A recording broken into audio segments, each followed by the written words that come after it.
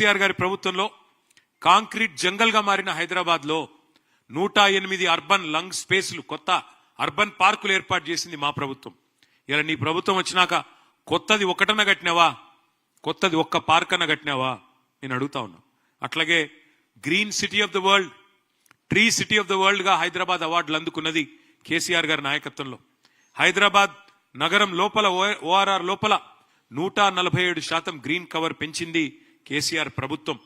ప్రతి మున్సిపాలిటీలో ఒకటి కాదు పలు నర్సరీలు పెట్టి, ప్రతి గ్రామంలో నర్సరీలు పెట్టి భారతదేశంలోనే అత్యధికంగా 16,000 నర్సరీలు ఉన్న రాష్ట్రం తెలంగాణ. కేసీఆర్ గారి నాయకత్వంలో నీ ప్రభుత్వం వచ్చినాక ఒక్క నర్సరీ పెట్టినావా? కొత్తగా చర్చకొస్తావా? నేను అడుగుతా ఉన్నా. అట్లాగే అసలు కొత్త చెట్లు పెట్టడం కాదు, ఉన్న చెట్లను నరికేసి 10,000 కోట్లకు కకృతిబడి హైదరాబాద్ సెంట్రల్ యూనివర్సిటీలో అక్కడ ఉండే జీవ వైవిధ్యాన్ని విధ్వంసం చేసిన దుర్మార్గుడివి నువ్వు కాదా? హైదరాబాద్ సెంట్రల్ యూనివర్సిటీ విద్యార్థులు తిరగబడితే ఆఖరికి సుప్రీంకోర్టు చెప్పేదాకా నీకు బుద్ధిరాని మాట వాస్తవం కాదా రేవంత్ రెడ్డి అని నేను అడుగుతా ఉన్నా. ఐటీ ఎక్స్పోర్ట్లు మేము వచ్చినాడు 2014లో 57,000 కోట్లు, మేము దిగిపోయిన నాడు 2,41,000 కోట్లు. 3 లక్షలు ఉన్న ఉద్యోగాలను, ఐటీ ఉద్యోగాలని 9.5 లక్షలకు పెంచింది కేసీఆర్ గారి ప్రభుత్వం. 24,000 కొత్త కంపెనీలు తెచ్చాం, 24 లక్షల ఉద్యోగ అవకాశాలు సృష్టించాం. నువ్వెన్ని నిజమైన పెట్టుబడులు తెచ్చావో, నువ్వెన్ని పారిపోయేలాగా చేసినావో, నీ బాధ తట్టుకోలేక ఎంతమంది పారిశ్రామికవేత్తలు మీరు తలలకు తుపాకులు పెడుతుంటే పారిపోతున్నారో ఈ విషయంలో చర్చకు సిద్ధమా అని చెప్పి రేవంత్ రెడ్డిని నేను అడుగుతా ఉన్నా. కేసీఆర్ గారి నాయకత్వంలో ఇవాళ నువ్వు రోజు లేస్తే కూర్చుంటున్న కమాండ్ కంట్రోల్ సెంటర్ కట్టి 10 లక్షల సీసీ కెమెరాలు పెట్టి హైదరాబాద్ లో one of the most safest cities గా తీర్చిదిద్దింది కేసీఆర్ గారి నాయకత్వం మా ప్రభుత్వంలో. మరి నువ్వు వచ్చిన తర్వాత ఇవాళ 41% క్రైమ్ రేటు సైబరాబాద్ లో పెరిగింది. హైదరాబాద్ కమిషనరేట్ పరిధిలో 60% పెరిగింది. నువ్వు వచ్చిన తర్వాత ఇవాళ డే లైట్ మర్డర్లు, డే లైట్ రాబరీలు, పారిశ్రామికవేత్తల తలకు తుపాకులు, ఇది అయిన మాట వాస్తవం కాదా? నీ ప్రభుత్వం ఎంత అధ్వానంగా ఉన్నదో, గన్ కల్చర్ ఇవాళ ఎంత పెరిగిందో నువ్వు వచ్చినాక ఈ విషయంలో చర్చకొస్తావా? ఆఖరికి నీ ప్రభుత్వం ఎంత దిగజారిపోయింది అంటే, నువ్వు ముఖ్యమంత్రివి, నువ్వే హోంమంత్రివి, కానీ నీకు ఖబర్ లేదు. మహారాష్ట్రలోని ముంబై పోలీసులు వచ్చి హైదరాబాద్ లో ఉండే చెర్లపల్లిలో 12,000 కోట్ల డ్రగ్స్ పట్టుకున్నారంటే నువ్వు, నీ హోంమంత్రిత్వ శాఖ, నీ డీజీపీ ఏం చేస్తున్నారు? ఎంత అధ్వానంగా ఈ రాష్ట్రంలో శాంతి భద్రత నిర్వహణ ఉంది, ఎంత విచ్చలవిడిగా డ్రగ్ కల్చర్ నీ గవర్నమెంట్ వచ్చినాక పెరిగింది. 12,000 కోట్ల డ్రగ్స్ దొరికినాయి చెర్లపల్లిలో అంటే దానికి నీకు బాధ్యత లేదా? నీకు సిగ్గు లేదా అని నేను అడుగుతా ఉన్నా. అదే హైదరాబాద్ 10 ఏళ్ల బీఆర్ఎస్ పాలనలో ఎట్లా సేఫ్ సిటీగా మారింది, నువ్వు ఎట్లా క్రైమ్ సిటీగా మార్చినామో తేల్చుకుందాం. చర్చ ఎప్పుడు పెడతావో పెట్టు. చెత్త సిటీగా ఎవరు చేసినారు, ఇప్పుడు చెత్త ఎవరిది, సత్తా ఎవరిదో తేల్చుకుందాం. చర్చకు రా. మనం ఎంతసేపు వ్యక్తిగత దూషణలు, తూకిత్తా అంటే మైకిత్తా కాదు. నువ్వు నిజాయితీ పరుడు అయితే చర్చకు రా. ప్లేసు నీ ఇష్టం, టైం నీ ఇష్టం, డేట్ నీ ఇష్టం. నువ్వు రమ్మంటే పక్కనే కమాండ్ కంట్రోల్ సెంటర్కి వస్తా. లేదు నా జూబ్లీహిల్స్ ప్యాలెస్ కేరా అంటే జూబ్లీహిల్స్ ప్యాలెస్కి వస్తా. కాదు గాంధీ భవన్ రమ్మంటే అక్కడికి కూడా వస్తా. లేదా అసెంబ్లీ పెడతావో పెట్టు, అసెంబ్లీలో అయినా సరే మొత్తం రాష్ట్ర ప్రజలు చూస్తారు. దేనికైనా మేము రెడీ. కేసీఆర్ గారి శిష్యులుగా తప్పకుండా అన్ని విషయాలు కూడా అన్ని తేటతెల్లం చేస్తాం, ప్రజల ముందు పెడతామని చెప్పి కూడా నేను విజ్ఞప్తి చేస్తా ఉన్నా. ఇక మొన్నటి నుంచి ముఖ్యమంత్రి గారు, ఆయన శిష్య బృందం ఒకటే పట్టుకున్నారు. జూబ్లీహిల్స్ లేదో అభివృద్ధి కాలేదు, మేమేదో చేస్తాం, మాకు అవకాశం ఇవ్వండి అని ఉదరగొట్టే ఉపన్యాసాలు ఇస్తున్నారు. అందుకే జూబ్లీహిల్స్ లో 10 ఏళ్లలో కేసీఆర్ గారి నాయకత్వంలో స్వర్గీయ మాగంటి గోపీనాథ్ గారు ఎమ్మెల్యేగా ఉన్నప్పుడు నేను మున్సిపల్ మంత్రిగా, మా సహచర మంత్రివర్యులు ఆనాడు సనత్ నగర్ శాసనసభ్యులు అన్న శ్రీనివాస్ యాదవ్ గారు, అట్లాగే మా పద్మారావు గారు, మా మహమూద్ అలీ గారు, మేమందరం కలిసి హైదరాబాద్ లో ముఖ్యంగా జూబ్లీహిల్స్ లో ఏం చేసినామో, ఎందుకంటే ఎప్పుడైనా జవాబుదారీతనంతో ఏ పార్టీ అయినా ఉండాలి. ఇవాళ మేము ఈ రిపోర్ట్ ప్రజల ముందు పెడుతున్నాం, మీడియా ద్వారా ప్రజల ముందు పెడుతున్నాం. ఈ రిపోర్ట్ ఇంటింటికి కూడా పంపిస్తాం. ఇందులో తప్పులుంటే దయచేసి మీడియాను కూడా నేను అడుగుతా ఉన్నాం, ఎత్తి చూపండి. తప్పులుంటే మేము దేనికైనా మేము రెడీ అని కూడా నేను చెప్తా ఉన్నా. We will start the presentation. ఇప్పుడు ప్రెజెంటేషన్ స్టార్ట్ చేస్తాం. 2014 నుంచి 23 వరకు, అంటే మేము 9.5 ఏళ్లు ప్రభుత్వంలో ఉన్నాం. దాన్ని ఏ రకంగా ముందుకు తీసుకొని పోయినామో నేను చెప్పే ప్రయత్నం నేను చేస్తాను. మొత్తం మా 9.5 ఏళ్ల ప్రభుత్వంలో ఒక్క జూబ్లీహిల్స్ నియోజకవర్గమే ఇది నేను చెప్పేది, హైదరాబాద్ కాదు.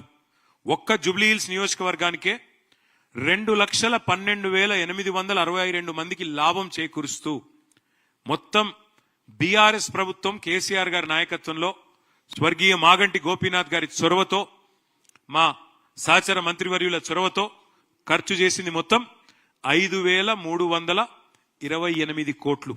లబ్ధిదారులు 2,12,862. ఇక్కడ మీకు వివరంగా నేను ఒక్కొక్క సెక్టర్ కూడా చెప్పే ప్రయత్నం చేస్తా. అన్నిటికన్నా ముఖ్యమైనది హైదరాబాద్ లాంటి మహానగరంలో ప్రజా రవాణా, అది పబ్లిక్ ట్రాన్స్పోర్ట్ కావచ్చు, అట్లాగే రోడ్స్ కావచ్చు, అట్లాగే ఫ్లైఓవర్లు కావచ్చు, మెయింటెనెన్స్ కావచ్చు, వాటికి సంబంధించి ఒక్క మెట్రో హైదరాబాద్ మహానగరంలో ఏదైతే కేసీఆర్ గారి నాయకత్వంలో మనం నిర్మాణం చేసుకున్నామో జూబ్లీహిల్స్ నియోజకవర్గ పరిధిలో మొత్తం మీరు చూసినట్టయితే అమీర్పేట నుంచి యూసుఫ్ గూడ దాకా మొత్తం చూస్తే మెట్రో రైల్ జూబ్లీహిల్స్ లో 8.4 కిలోమీటర్స్, అందులో అమీర్పేట నుంచి యూసుఫ్ గూడ 2.8 కిలోమీటర్స్, పంజాగుట్ట నుంచి భరత్ నగర్ దాకా 5.6 కిలోమీటర్స్. ఒక మెట్రో మీద మనం చేసిన ఖర్చు 1,722 కోట్లు, 1,722 కోట్లు. అట్లాగే కాంప్రిహెన్సివ్ రోడ్ మేనేజ్మెంట్ ప్రోగ్రామ్ కింద సిఆర్ఎంపీ కింద మరి ఎంపిక చేసిన ముఖ్యమైన రహదారులన్నింటినీ కూడా జూబ్లీహిల్స్ నియోజకవర్గంలో 408 కోట్ల రూపాయలతో అభివృద్ధి చేయడం జరిగింది కేసీఆర్ గారి ప్రభుత్వంలో. అట్లాగే ఎస్ఆర్డిపి కింద స్ట్రాటజిక్ రోడ్ డెవలప్మెంట్ ప్రోగ్రామ్ కింద మరి షేక్పేట్ ఫ్లైఓవర్ ఎప్పటి నుంచో కల ఆ ప్రాంతంలో 333 కోట్ల రూపాయలతో దాన్ని కూడా నిర్మించింది కేసీఆర్ ప్రభుత్వం. అయితే ఇక్కడ ముఖ్యమైన పాయింట్ నేను చెప్పాలి, 2,463 కోట్లు మేము చేసిన ఖర్చు. కానీ మీరు గుర్తుపెట్టుకోవాల్సిన ముఖ్యమైన పాయింట్ ఏంటి అంటే ప్రతి దానికి కూడా ఒక ఇన్వెస్ట్మెంట్ ₹1 ప్రభుత్వం పెడితే దానివల్ల ఒనగూరిన ప్రయోజనం ఎంత అనేది ఆలోచించాలి. మెట్రో నిర్మాణం వల్ల సేవ్ అయిన డబ్బులు ఎంత, సేవ్ అయిన కాలుష్యం ఎంత, లేకపోతే ప్రైవేట్ వాహనాల్లో తిరిగితే ఎంత ఇబ్బంది అయ్యేది, ఎంత కాలుష్యం పెరిగేది, దాంతోపాటు ప్రజలకు ఆదా అయిన డబ్బులు ఎంత. అట్లాగే సవ్యమైన రహదారులు భారతదేశంలో ఇవాళ ఎక్కడా లేనంత బ్రహ్మాండంగా హైదరాబాద్ నగరంలో రోడ్లు మెయింటైన్ చేసే ప్రయత్నం మా ప్రభుత్వంలో మేము చేసినాం. దానివల్ల సేవ్ అయిందంతా కూడా ఆలోచన చేయాల్సిన అవసరం ఉన్నది. అట్లాగే మా ప్రభుత్వంలో ప్రజారోగ్యానికి పెద్ద ప్రాధాన్యతనిచ్చాం, ఇచ్చి అద్భుతంగా పనిచేశాం. స్వాతంత్రం వచ్చిన నాటి నుంచి హైదరాబాద్లో ఉన్నది గాంధీ దవాఖానా, ఉస్మానియా దవాఖానా, ఓల్డ్ సిటీకి పోతే పెట్ల బుర్జు తప్ప కొత్త దవాఖానాలు కాదు, ఒక నిమ్స్, ఇవి తప్ప లేవు. కేసీఆర్ గారి నాయకత్వంలో అప్పుడు కరోనా మహమ్మారి వచ్చిన తర్వాత ఆ రోజు మా క్యాబినెట్లో నిర్ణయం తీసుకొని హైదరాబాద్లో 4 టిమ్స్ హాస్పిటల్స్ కు శ్రీకారం చుట్టినాం, Telangana institute of medical sciences. అందులో ఇవాళ వెంగళరావు నగర్ డివిజన్ లో ఉండే మరి ఎర్రగడ్డ ప్రాంతంలో జూబ్లీహిల్స్ నియోజకవర్గంలో 900 కోట్ల రూపాయలతో టిమ్స్ హాస్పిటల్ పెట్టినాం.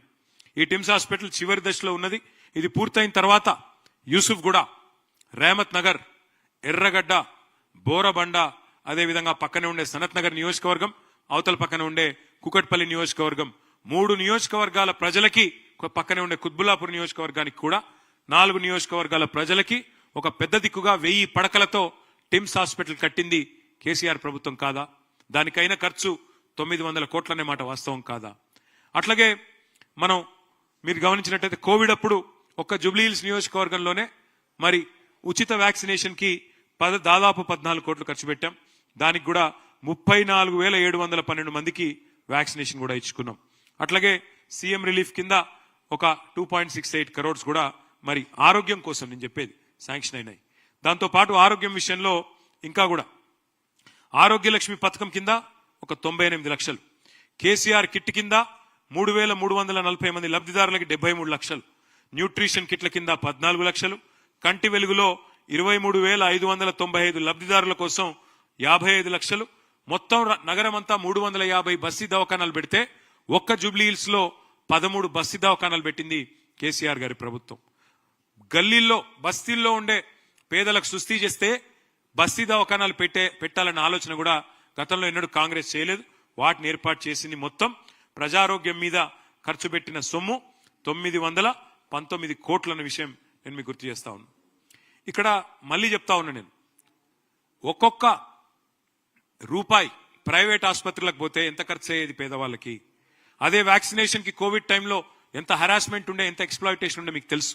అవన్నీ సేవ్ చేసి వాళ్ళ పేదలకు అండగా నిలబడ్డది కేసీఆర్ గారి ప్రభుత్వం. అక్కడ ఖర్చు అయింది 919 కోట్లు కావచ్చు, కానీ నిజంగా జరిగిన లాభం చూసుకుంటే దానికి 10 రెట్లు ఎక్కువ లాభం జరిగిందనే మాట కూడా నేను గుర్తు చేస్తా ఉన్నా.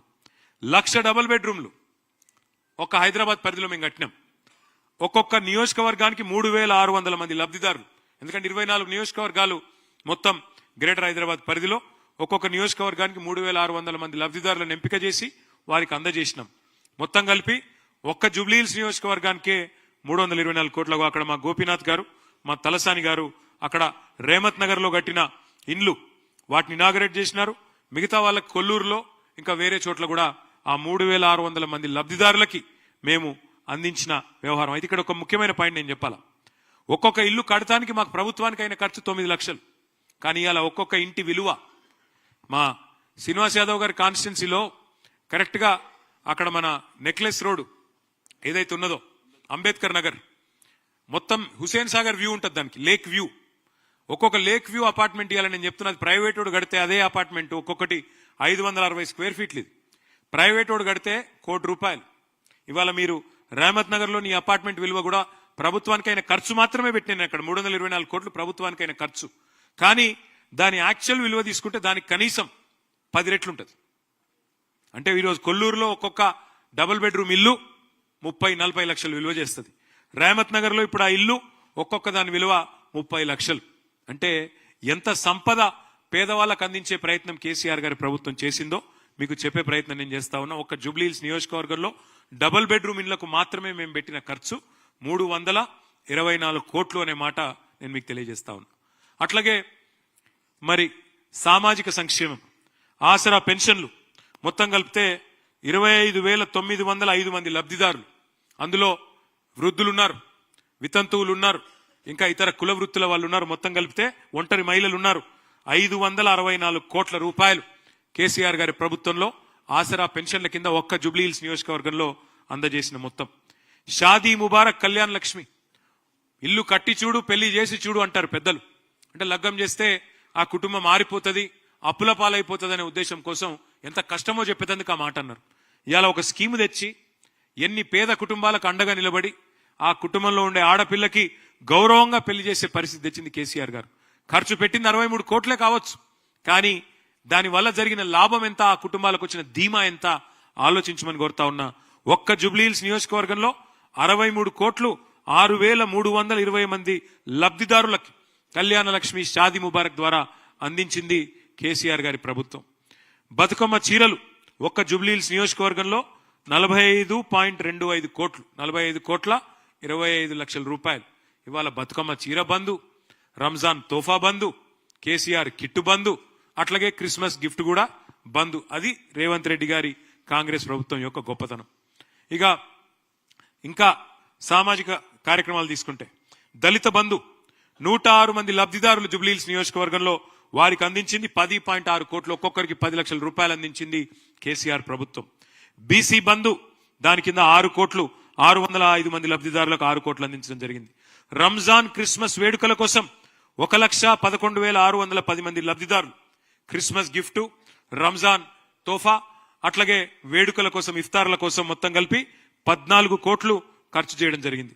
అన్నపూర్ణ క్యాంటీన్లు హైదరాబాద్ లో ఉండే గరీబోళ్లకు, హైదరాబాద్ లో ఉండి 3 పూటలు పనిచేసుకునే కార్మికుల కోసం ప్రవేశపెట్టిన అద్భుతమైన పథకం అన్నపూర్ణ. దానికి మా పార్టీ నాయకుల పేర్లు పెట్టుకోలేము, మేము అన్నపూర్ణ అని పెట్టినాం, దేవత పేరు పెట్టినాం. రేవంత్ రెడ్డి వచ్చినాక అన్నపూర్ణ కూడా తీసేసి దాని పేరు ఇందిరమ్మ క్యాంటీన్ అని పెట్టుకున్నాడు. పేరు మార్చిండు తప్ప అక్కడ మారిందేమీ లేదు. ఇంకా అన్నం క్వాలిటీ దెబ్బతిన్నది. దానికి కూడా ఖర్చు పెట్టింది 2 కోట్ల రూపాయలు ఒక్క జూబ్లీహిల్స్ కాన్స్టిట్యున్సీలో మాత్రమే. మొత్తం ఆ రకంగా సంక్షేమానికి ఒక్క జూబ్లీహిల్స్ నియోజకవర్గంలో ఖర్చు పెట్టింది 705 కోట్లు. లబ్ధిదారులు 1,44,694 మంది అని చెప్పి నేను మీకు విజ్ఞప్తి చేస్తా ఉన్నా. అట్లాగే విద్య, ఎడ్యుకేషన్ చాలా ఇంపార్టెంట్ సబ్జెక్ట్. ఇక ఇది మీ జూబ్లీహిల్స్ నియోజకవర్గంలోని టిమ్రిస్ స్కూల్ ముస్లిం ఆడపిల్లల కోసం, ముస్లిం మగపిల్లల కోసం 204 స్కూల్స్ పెట్టింది కేసీఆర్ ప్రభుత్వం. అందులో ఇది జూబ్లీహిల్స్ నియోజకవర్గంలోని టిమ్రిస్ స్కూల్. ఇక్కడ దీని ఒక్కదాని కోసమే ఇవాళ మీరు చూసినట్టయితే అట్లాగే అక్కడ ఉండే మిగతా ఎస్సీ, ఎస్టీ, బీసీ, మైనారిటీ గురుకుల పాఠశాలల నిర్వహణ కోసం జూబ్లీహిల్స్ లో ఖర్చు చేసింది 51 కోట్ల రూపాయలు. అక్కడ హిందువులు ఉన్నారు, ముస్లింలు ఉన్నారు, క్రిస్టియన్లు ఉన్నారు, దళితులు ఉన్నారు, గిరిజనులు ఉన్నారు, అన్ని కులాలు అన్ని మతాల వాళ్ళు ఉన్నారు. సెంటర్ ఫర్ దళిత్ స్టడీస్ భారతదేశంలో ఎక్కడా లేదు. అద్భుతమైన బిల్డింగ్ 36 కోట్ల అంచనా వ్యయంతో బోరబండలో బ్రహ్మాండంగా 95% వరకు మేము పూర్తి చేసినాం. మహానుభావుడు డాక్టర్ బాబాసాహెబ్ అంబేద్కర్ నిలువెత్తు విగ్రహం కూడా పెట్టుకున్నాం. మొత్తం దళితుల స్థితిగతుల మీద అధ్యయన కేంద్రాన్ని కూడా చాలా చక్కగా 36 కోట్లతో నిర్మాణం చేసి హైదరాబాద్ లో ఉన్న ఒకే ఒక్క సెంటర్ ఇది, centre for Dalit studies in Borabanda. దాన్ని కూడా నిర్మాణం చేసుకున్నాం. అట్లాగే 2 అంగన్వాడీ కేంద్రాలు కూడా మనం నిర్మాణం చేసుకున్నాం. దానికైన ఖర్చు 49 లక్షలు. మొత్తం కలిసి ఓన్లీ మౌలిక సదుపాయాల కల్పన కోసం పాఠశాలల్లో చేసిన ఖర్చు 87 కోట్లు. అట్లాగే మరి ఇంకా ఇతర రంగాల్లో చూసినట్టయితే మనం హైదరాబాద్ లో ఒక ఫంక్షన్ చేసుకోవాలంటే, ఒక ఫంక్షన్ హాల్ తీసుకోవాలంటే రోజుకు 1-2 లక్షలు ఖర్చు అవుతుంది. అందుకే మల్టీపర్పస్ కమ్యూనిటీ హాల్ కట్టింది కేసీఆర్ ప్రభుత్వం జిహెచ్ఎంసీ ఆధ్వర్యంలో. దానికోసం 17 కోట్ల 30 లక్షల రూపాయలు మనం ఇక్కడ ఓన్లీ జుబ్లీహిల్స్ నియోజకవర్గంలో ఖర్చు పెట్టడం జరిగింది. అక్కడే మన రేమత్ నగర్ లో ఇంకా ఇతర డివిజన్లలో వాటిని ఖర్చు పెట్టినాం. ఇక ఇతర నిర్మాణాలు కమ్యూనిటీ హాల్స్ ఇతరత్ర వాటికి ఒక 18 కోట్ల స్వర్గీయ గోపీనాథ్ గారి నాయకత్వంలోనే చేసుకున్నాం. ఎల్ఈడి లైట్స్ నిర్వహణ కోసం 5 కోట్లు, సీసీ కెమెరాల కోసం 2.7 కోట్లు. ఇవన్నీ కేవలం జుబ్లీహిల్స్ నంబర్లు, నేను చెప్పేది జుబ్లీహిల్స్ కాన్స్టిట్యుయెన్సీ నంబర్లు మాత్రమే అని చెప్పి నేను మీకు విజ్ఞప్తి చేస్తా ఉన్నా. అట్లాగే ఎలక్ట్రిసిటీ, కేసీఆర్ గారి ప్రభుత్వం రాకముందు మరి ఎట్లా ఉండే ఎలక్ట్రిసిటీ పరిస్థితి హైదరాబాద్ లో మీకు తెలుసు. ఎంత అధ్వానంగా, అసలు రోజుకి 9 గంటలు పవర్ కట్స్. హైదరాబాద్ లో ఏదైనా అపార్ట్మెంట్ పోతే డీజిల్ గబ్బురాని అపార్ట్మెంట్ ఉండకపోతుండే, జనరేటర్లు ఎక్కడికక్కడ లేకపోతే అక్కడ లిఫ్ట్ కూడా నడవని పరిస్థితి. జనరేటర్లు లేకుండా, ఇన్వర్టర్లు లేకుండా అద్భుతంగా సంవత్సరం లోపలనే హైదరాబాద్ ని కాంతిమయం చేసింది. 24 గంటల కరెంటు తెచ్చింది కేసీఆర్ గారి నాయకత్వం. అందులో భాగంగా హైదరాబాద్ ని ఒక ట్రాఫిక్, ఒక ఎలక్ట్రిసిటీ ఐలాండ్ గా, అంటే 3 వైపులా ఎక్కడికక్కడ మొత్తం హైదరాబాద్ గా బయట దేశంలో ఎక్కడ కరెంటు పోయినా గానీ హైదరాబాద్ లో మాత్రం ఒకవైపు గ్రిడ్ ఫెయిల్ అయినా మరొక వైపు నుంచి అందుకునే విధంగా హైదరాబాద్ ను ఒక ఐలాండ్ గా క్రియేట్ చేసి మరి అద్భుతంగా 24 గంటల సరఫరా అందించింది కేసీఆర్ గారి నాయకత్వం.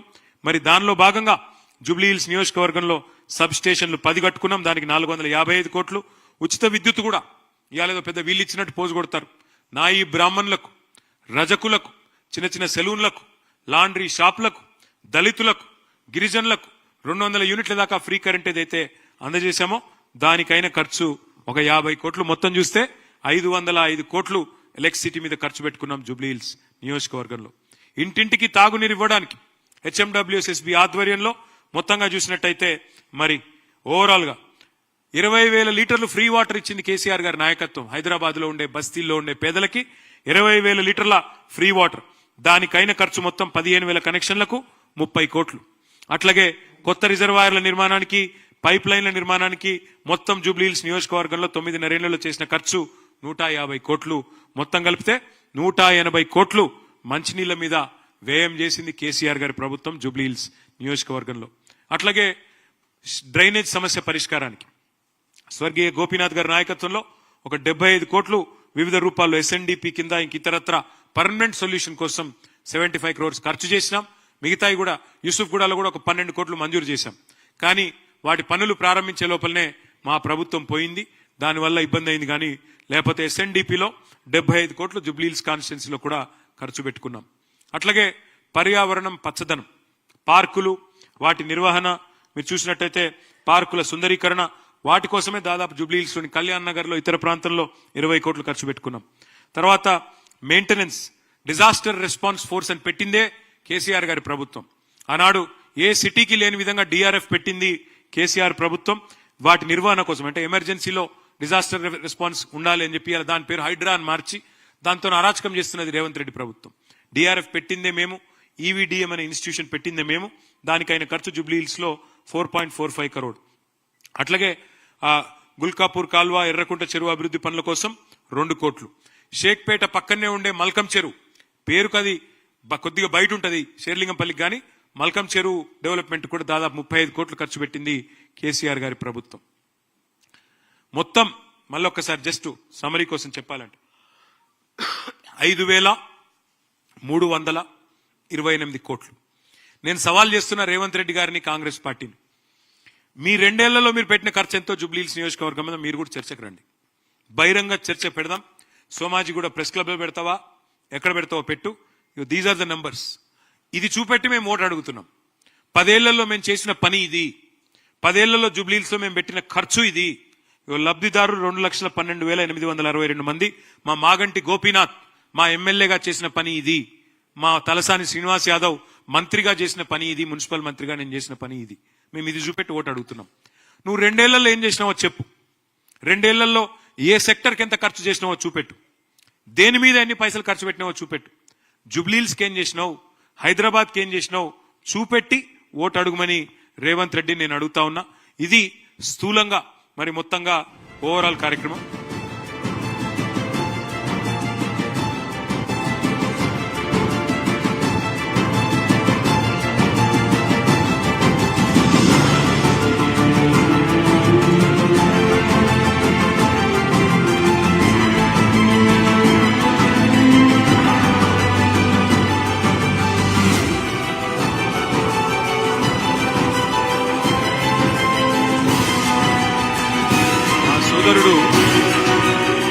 మా సోదరుడు స్వర్గీయ మాగంటి గోపీనాథ్ గారు, మీరు ఏ గల్లీ కన్నవ్వండి జూబ్లీహిల్స్ లా ఆయన శిలాఫలకం మీకు కనబడుతుంది.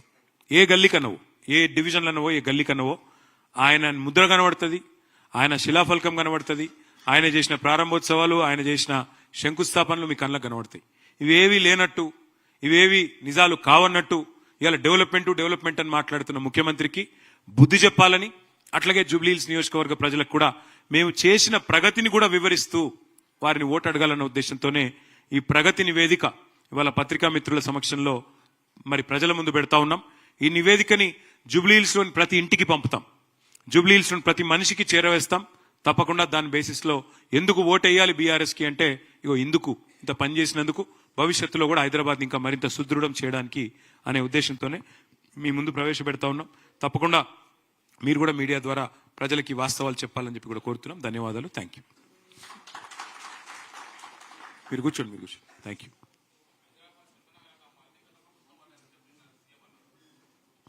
హైదరాబాద్ ఇప్పుడు నేను చెప్పాను కదా బ్రదర్, హైదరాబాద్ మహానగరంలో మేము స్వచ్ఛ సర్వేక్షణలో కేసీఆర్ గారి ప్రభుత్వంలో 34 అవార్డులు గెలుచుకున్నాం. హైదరాబాద్లో పారిశుద్ధ్య నిర్వహణ బాగా ఉంది కాబట్టే మొత్తం భారతదేశంలోనే అన్ని మెట్రో నగరాల్లో మాకు అవార్డు వచ్చింది. గ్రీన్ సిటీ అవార్డులు, బెస్ట్ క్వాలిటీ ఆఫ్ లివింగ్ అవార్డులు, ఇవన్నీ తెచ్చింది మా ప్రభుత్వం. 2 ఏళ్లలో ఈరోజు వాళ్ళ పరిస్థితి ఏంటంటే, ఇప్పుడు మీరు షేక్పేటలో ఉండే, కావాలంటే ఈ నిమిషమే పోదాం, మీరు కెమెరాలు తీసుకుని రండి, నేను కూడా వస్తా. షేక్పేటలో అక్కడ శ్మశాన వాటిక ఉంది, హిందూ శ్మశాన వాటిక. హిందూ శ్మశాన వాటిక నిండా మొత్తం చెత్త నింపేసింది రేవంత్ రెడ్డి ప్రభుత్వం. ఒక్కటంటే ఒక్కటి నిర్వహణ సరిగ్గా ఉందా? ఇవాళ డాక్టర్ బాబాసాహెబ్ అంబేద్కర్ 125 అడుగుల విగ్రహం ఉంది ఇక్కడే హైదరాబాద్ నడిబొడ్డున, సెక్రటేరియట్ పక్కనే. పోదాం పై, ఇప్పుడే తీసుకొని కెమెరా తీసుకొని పోదాం. దాని చుట్టూ ఎంత అధ్వానమైన మురికి కూపంగా ఈ ప్రభుత్వం మార్చిందో, ఇప్పుడు మున్సిపల్ మంత్రిగా పనిచేస్తున్న వ్యక్తి ఎంత విఫలమైన